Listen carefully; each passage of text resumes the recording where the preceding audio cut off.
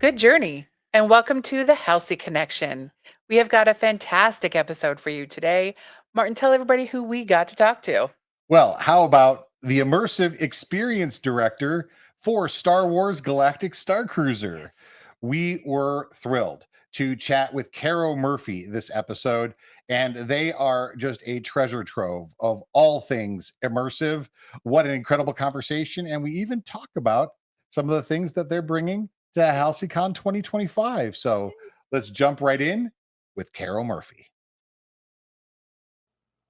Well, we have got the most amazing guest to talk to today. That someone that was just fundamental in the creation of Star Wars Galactic Starcruiser. We're talking with Caro Murphy, the Immersive Experience Director for the project. And welcome, Caro. Hello. Thank you so much for having me. I'm excited to be here. We couldn't be more excited to have you. What an achievement! It's kind of interesting now that Starcruiser is a past project that you can kind of look at it with a different kind of set of eyes. What are some of the things that you remember specifically about Starcruiser? And for the folks that aren't really familiar, what is an immersive experience director? Sure. The thing that really stands out to me the most about Starcruiser is that just I remember sort of like walking into the atrium every day as like the guests would come in and just feeling that buzz, that excitement, and just like feeling joy start to percolate throughout the experience. And like, wow, that's just how do you beat that? Like, how do you go back to any kind of day job after that? So yeah, it was amazing. Like seeing the audience play. I remember one time watching like two probably guys in their mid 50s or so, both in like full costume. Sort of like didn't look like they were like necessarily like LARPers or role players. Like it looked like, they were in this kind of for the first time. And you could see them kind of like approaching each other, like testing the waters. Like, is this someone I can role play with? And then they started in having a conversation. And like once they both saw that the other person was down to play, it was like they had found a new best friend. And like just amazing, right? To bring that kind of wonder and like joy into people's lives and allow people to play pretend with someone when they maybe haven't played pretend in like 40 years. Like, what's better than that? I mean, that's kind of the basis of this entire Star Cruiser community is that Yeah. we found people that wanted to play and wanted Yeah. to play with us, and we wanted to play with them. And it's just, yeah, that's why this community is so strong, is because we found people that are not only willing to play when we're on Star Cruiser, but outside of Star Cruiser as well. Yes. Yes. Playing everywhere, playing with the world, right?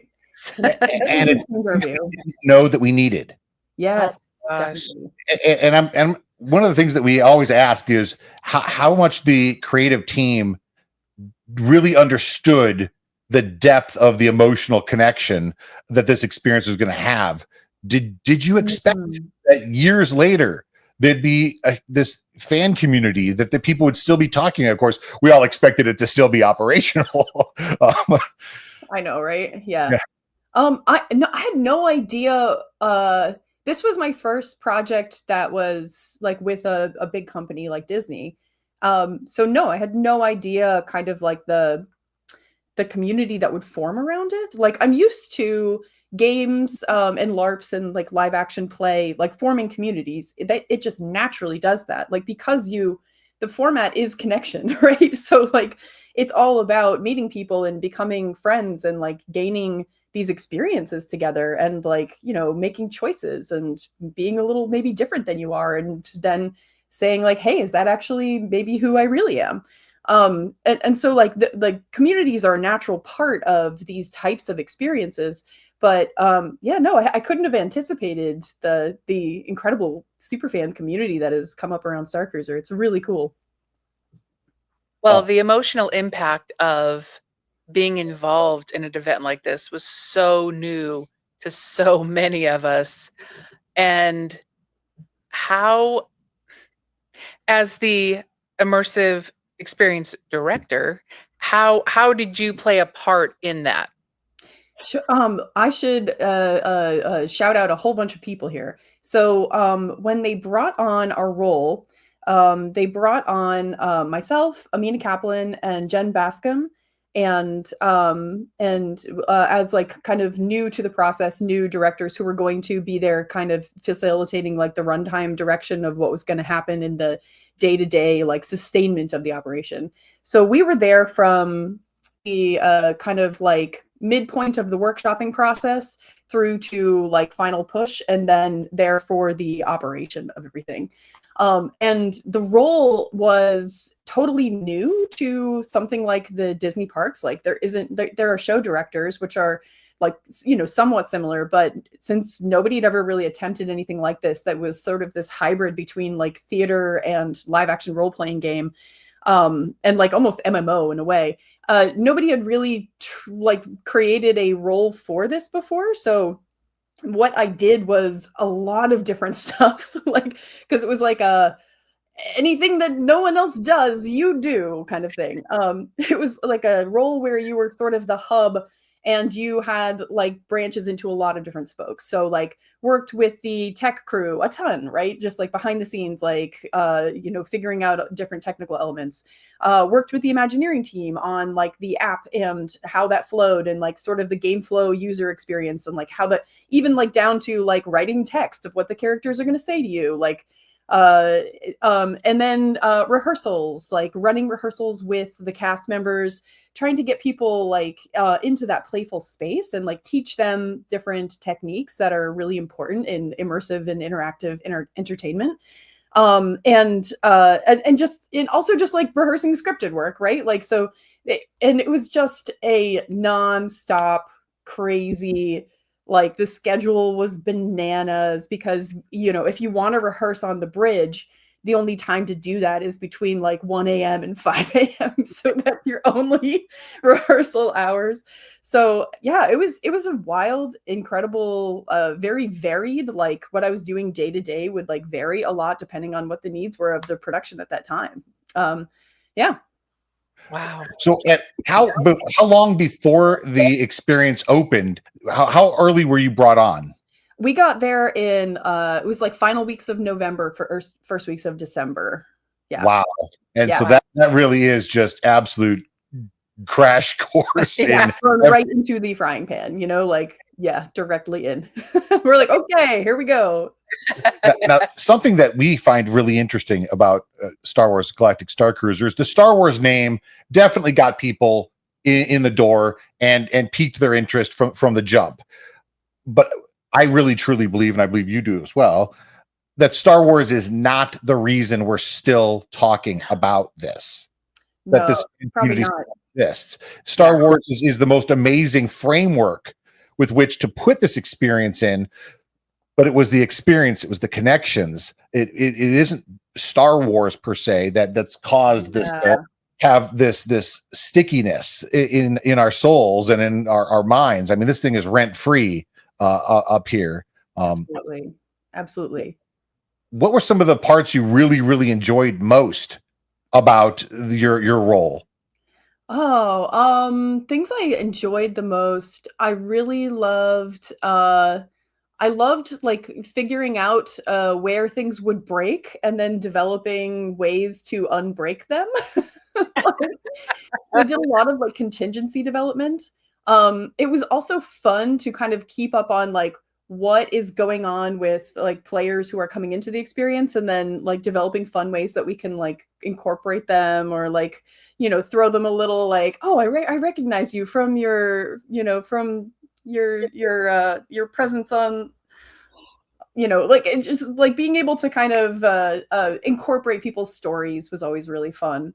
um I also just loved like just the energy of being in the world and being in the production and watching like people, you know, watching those sparks ignite and watching the fire catch, and like watching people discover play who maybe hadn't played in such a long time. I also loved seeing adults and kids play together. Like that's amazing. Like for some reason, we like don't play with kids a lot in like we're like, oh, kids go play by yourselves, and adults we play over here. Even in like within playful communities, like LARP communities, we tend to like kind of like segment off like, you know, play. And I loved seeing that adults and kids actually could play together and would be an incredible vehicle for play. Like you could reach a parent through a child by playing with that child and then being like, and you too, mom, do you want to also be a part of this? And like, just, yeah, incredible stuff. Yeah, it's funny now that you mentioned that. I'm just thinking of all the times that I found myself just kind of sitting at the sabacc table, just for instance, and you don't even realize that you're playing a bunch of other kids that you have no idea, and you're losing to them. Losing that sabacc badly to an 8-year-old, and you're like, oh man, Right. But that's you really do bring up a great point. Is that, you know, the way to kind of introduce yourself to the parent is to involve the child in some kind of adventure, some kind of shoulder tap moment going on. That's really fascinating. Well, and again, the actors, the cast, they never treated the children like children. exactly. There's many times we saw interactions with them that it definitely gave kids, for as much as it helped us adults with our confidence level, I can only imagine what it did for kids. Oh yeah. I mean, it's the ability for an adult to say, "Hey, I need your help with something." And then you go do it, and then you get the accolade and the, "Oh, you saved everything," kind of, you know, response. I can only imagine that for a child. We got letters like every day from people who would say, you know, things along the lines of, my child came into this experience after, you know, 2 years of lockdown, and we're afraid to speak to anyone. We're afraid to, you know, show themselves or be perceived in any way, and that, and like having, you know, really high social anxiety. And they left this experience like cured, you know, like they came out of this ready and eager to engage with the world. And like, that's what higher compliment can you possibly receive? So something I always like to ask whenever we get a chance to talk with one of the creators is, what was one of the surprises along the way that kind of sticks in your head is, wow, I didn't expect that. Surprises that things I didn't expect. Let me think about that. Because things that jump to mind immediately are like, you know, like funny stories about like things that guests did that we weren't expecting them to do. That were like, oh, okay, we got a plan for this now. Yeah, I guess I could tell that story. There was at one point there was a group of fans who had made a plan that they wanted to save Lieutenant Croy before he kind of gets walked off the ship during the finale. And so they were making all these plans to like hide out in the hallway and like hide during the muster, getting everyone to your muster stations. And so we had to like just plan on the fly, like, what are we going to do if like if they intercept our actor, and like, you know, how do we handle this? Like, this is just a stage exit for the actor, but for them, it like is so meaningful, right? Like they're trying to do this thing. So getting to like plan for those kinds of you know, like things that we weren't expecting to show up. And there were so many little things like that like developed along the way where it was like, oh, we're just noticing that guests tend to say this thing or they tend to do this thing. And then we would develop like bits or like, you know, fun stuff around that. Yeah. On one of our voyages, one of the guests that was tasked with holding the Hyananea stone got, you know, the squirrel and walked away with it. Like just plain walk. I don't know if they forgot they had it. I don't know if they just like, oh, free Hyananea stone. And well, what do we do now? And they figured it out. But credit to Wraith and Gaia on that particular voyage. Those performers really kind of had to come up with something out of nothing. Totally.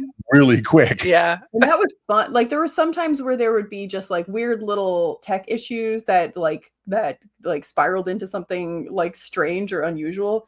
Like I remember one time there were a group of guests who were around in the engineering room. This was like early on day one.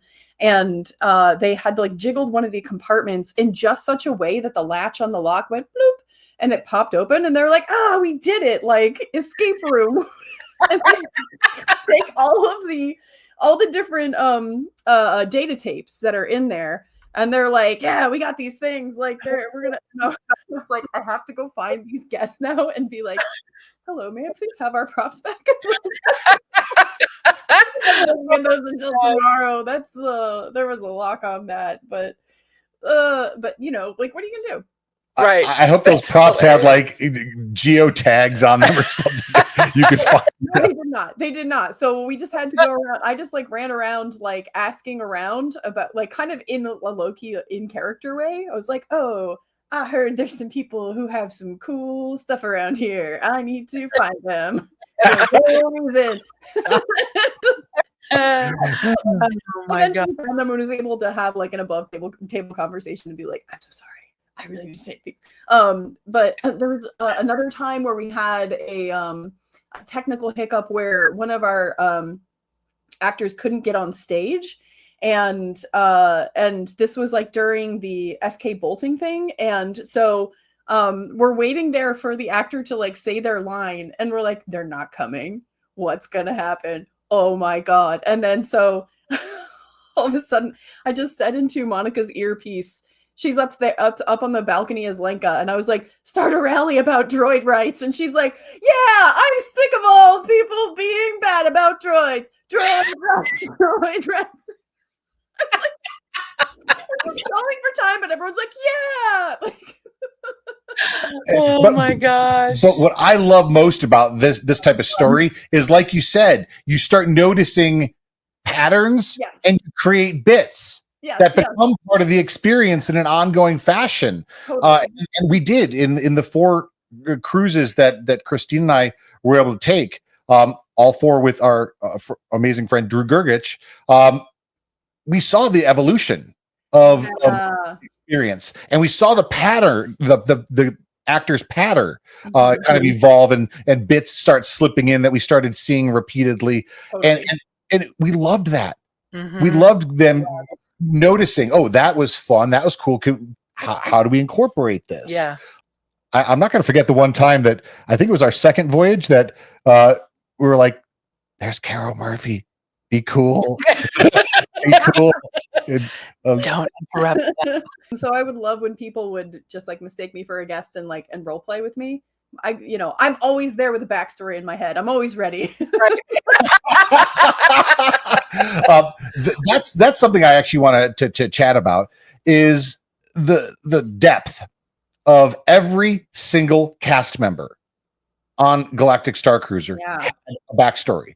Could tell you if you asked. Again, they were really, really good about not info dumping unless you asked. Yes. But when did that idea come in, that every single person, from the guest services to the servers in the Crown of Corellia to the sanitation team, every single person had a backstory. Security had a backstory. When did that kind of come in to say it was going to be that completely deep? Very early in the process. Corey Rouse is the one who designed that whole system for all of the non-equity cast members. So anyone who is doing concierge or F&B or anything like that, Corey Rouse created this entire system of how to build your Star Wars character so that you can still sort of be you in the space, but have that character and have them still have a pretty robust and interesting backstory. And then a lot of people just really got into it. And as they started to play with those things, they started adding more layers and more depth, and that's never a bad thing. Right. Did you ever have the opportunity to experience it as a passenger? I did, yes. My best friend booked tickets. So so I went as a paid guest. My partner at the time and 2 of my best friends went through together as guests, and I went full body paint, alien. Yeah, got really super into it. It was really fun. Phenomenal. Were you able to shut off the part of your brain that says, "I know what's going to happen next," or "I know how this is going to go"? No. Unfortunate. But I designed my character for that. So I designed my character as like a seer, like a force seer. So I was like, oh, she just gets premonitions. She knows what's going to happen. So that way I could work it into the character and like create moments with all the cast members who at that point I knew very well. Right. So I could create moments with them that were for them. That was something that they don't always get. So I wanted to just give them a little treat. Fantastic. I will say that when it comes to creating characters for any experience like Galactic Starcruiser, start with who you are. Yeah. Build off of that. You know, it can be elements of who you would like to be, and it's funny how that fiction can become reality. Absolutely. I always tell people that role is a kind of given property in an immersive experience, but character is an emergent property. Like you can find out who that character is by playing them. Oh. Ooh. Ooh. I love that so much. I'm making one of those inspirational posters with that. That's really profound, though. Yeah. Because I can tell you that not just for the two of us, but for an entire community of people, they found their best selves. Yeah. I mean, the confidence and the desire to build a skill set and to do things that you never thought you would ever be doing, all originated from what was a theme park creation. Yeah. And so that's why we will never listen to a viewpoint that says that this art form doesn't have serious power. It does. Absolutely. This can change lives. It has changed lives. Yeah. Yes. It's the cure for loneliness, like, period. Like, we have an epidemic of loneliness around the world right now, and we already have the cure. We know exactly what it is. It's connecting with people in these playful spaces. It just like fits all the criteria on every single factor. Provides so much sort of like mental health benefit, provides social systems and structures that help people during like difficult times. Can provide people with found family if they don't have families of their own. Like, and you are also not just, bonding over an intellectual concept, but you're bonding over actions that you're taking together, like actual embodied practice. And that makes a huge difference in the actual social cohesion that we feel with people. I can't say anymore how important the self-confidence is. That comes from it. I mean, for somebody like me as an example, who we've said several times in the podcast, but to come into the space and be very nervous about, I don't know what I'm doing. Am I going to look dumb because I don't know what I'm doing? I don't act. I don't cosplay. I don't. And then by the end of it, be so self-involved, like so a part of it, and feeling like I did it right, which is something that as adults we're always dying to say, hey, I did it right. But I did it right and I enjoyed it, and people actually liked talking to me, and it was just the confidence boost from it was just out of this world. Literally. I mean, that's something that is completely unexpected, is that I know I'm not alone in saying that the me today is not the same person that walked on that ship. Absolutely. I loved seeing, I actually watched several key moments where Christine grew as a person on that ship. Wow. I was there. I saw it. It was transformative. And as someone's spouse of 30 years, to see that, to have that one thing that was just supposed to be a diversion, some fun thing that we went to do, to have it just really change someone that you care more about than anything else in the world. Wow. Yeah. Wow. So it's incredible, like, when we're given permission to be who we really are, like, what emerges. And I do think that, like, a lot of the discourses of society are really oriented towards making us feel disempowered and making us feel like we can't be the people who we know that we are. And there's nothing that proves that wrong faster than being in these playful spaces and then being like, wait a minute, I can just speak up. I can just take a stand. I can just, I can interpose myself and and say that this matters to me. And oh God, it's just like, like you said, it's transformative. And I think that that's the correct word. And I think that there's something about embodied play that I think is more, cuts to the heart of the matter faster than any other sort of medium in any other context, really.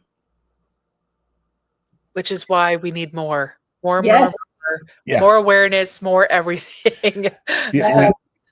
So let's chat just a little bit about some of the lessons learned on Starcruiser, and how do you take those forward into future experiences, or honestly, some of the experiences that you've got going right now. Yeah. Big lessons learned. So many lessons learned from Starcruiser, like incredibly helpful lessons. And I think that one of the biggest and most important takeaways for me personally was looking at how do we do this in a way that's ethical? Like, how do we, or more ethical than the current sort of systems that exist for doing things like this? Because I think that it's easy for us to get into a space of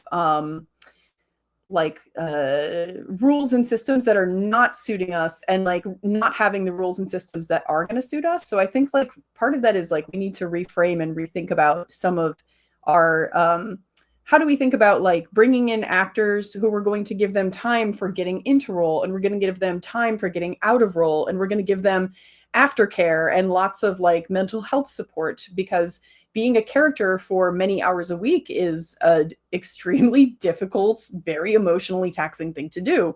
So how do we make sure that those people are being given the kind of care that they need? Furthermore, how do we give audiences more ability to impact things that they want to change, right? How do we give them a little bit more agency to design some of their own things to fit within these systems?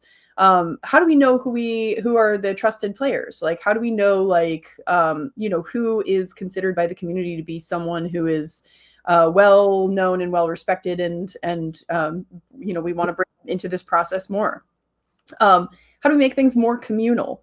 And also, how do we create sustainment structures that aren't going to burn everybody out? Because the thing that was so rough about Starcruiser was sustainment. And there are so many different problems with sustainment that come from just the fact that it is a brand IP in a theme park world being run by a giant corporation that has so many different sort of legal obligations and legal systems that they have to consider and think about.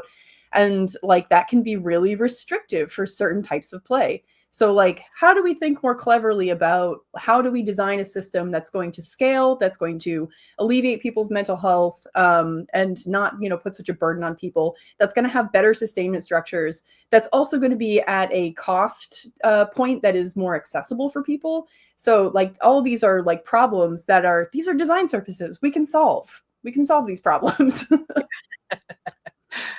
And we want you to. Yeah. Sadly. I'm working on it. Yeah. Well, I guess from a consumer point of view, what is the best way for us as a community to help support immersive? I think, going to immersive productions, first of all, to support those creators. Awesome. There's lots of creatives who are putting out great content and making great work that you can support on Patreon. That's a great way to potentially support people. But also, I think that there's an opportunity, I think, for fans to come together collectively and say hey, what if we don't want the next theme park to be in the hands of giant IP holders? What if we want to build this thing ourselves and then create these structures that are more sustainable? So I think that there's cool collective action that can be taken to start to form the kinds of resources that we need to make our own. I love it. I would love to have a community-based event or space or something that we all felt a part of. Yeah. You know, I love going to those events and being able to pay tribute to those people that are doing the work to make something happen. But man, to be a part of it too, that would be Yeah. that'd be like Starcruiser all over again. Well, honestly, that's one of the things that is great about this community. Is there's so many fan groups, even around Star Cruiser, and we're just one of the different pieces of. There's so many fan groups within the Star Cruiser community, all kind of working together to kind of build this community rapport and awareness. And we can't wait to tell you. We're going to tell people right now. Caro Murphy is going to be featured at Halcy-Con in October of this year, October Yes. 16, 17, 18. And we couldn't be happier, Caro, to have you actually speak to these attendees who are truly, we're immersive disciples, as it were. We want to spread the word, but you're doing some really exciting things at Halcy-Con. Yes, I'm really excited for Halcy-Con. I can't wait. I'm going to talk more about like, hey, this theme park of the future. How does this actually work, and like break down for people like the design structures of how to create this scalable theme park. So that is an immersive role playing based park experience that I think could scale up to like 30,000 people. So I think we've got like the design model like there. So I'm really excited to share that with people. And I'm also incredibly excited to be running a LARP with Grimoire Productions. It's going to be so much fun. It's called Rick's Cafe, and the imagine Casablanca in space, and your character is there for whatever reasons your character might be there. And I'm really excited for that. Like, we've got some really incredible top-notch LARP designers who are creating this experience. And it is definitely, it's like 6 months after the Halcyon. If you want to play your Halcyon character, then you absolutely can. It's intended to be like follow on, like, more development of plot lines that you saw on Star Cruiser kind of stuff. And we have to point out the Grimoire Productions add-on LARP sold out in, what was it, 10 seconds? Seconds. You can't play it. Sorry. The people that have the tickets are really you're in. But again, everything about this Halcy-Con this year is building off of what we did last year. Mm-hmm. And any future event is going to be built. So we're really trying to just push the boundaries of involving different immersive groups and turning them loose and saying, okay, here's a space, here's some resources, create. Yep. And people are rising to this challenge, and we're super excited. It's not just Grimoire. There's going to be some other folks. You've got surprises coming all the time. It's going to be Surprise-a-Palooza from now until the show starts in October 16th. Yep. And we are so excited to have you there, Caro. I'm so excited to be there. I can't wait. On behalf of the Star Cruiser community and just the immersive community as a whole, we just want to say thank you so much to you and the entire creative team for Star Wars Galactic Starcruiser. And we are here for everything that comes after. Again, we very much want to continue to pay tribute to what Galactic Starcruiser achieved, but we also want everyone to keep looking forward right around the river bend to the ripples in the pond that come from it. Yeah, absolutely. We were talking about this like a little bit, and I just wanted to bring it up again, this idea of these ripples in this pond. And you can see already like the projects that are being inspired by Star Cruiser and that are coming out of the sort of Star Cruiser ecosystem, or that pebble that we threw into that pond. And it's so amazing to see like creatives just in the couple of years after, like creating new work that is not necessarily like related to Star Cruiser, but that is inspired by like the, just what Star Cruiser was and what it brought to people. So it's incredible to see this ecosystem starting to like just percolate. And I cannot wait for what's going to happen in like 10 years when all the little kids who were on Star Cruiser, who had their minds blown, now grow up and become experienced designers themselves, right? Because how could you not? We are so here for it.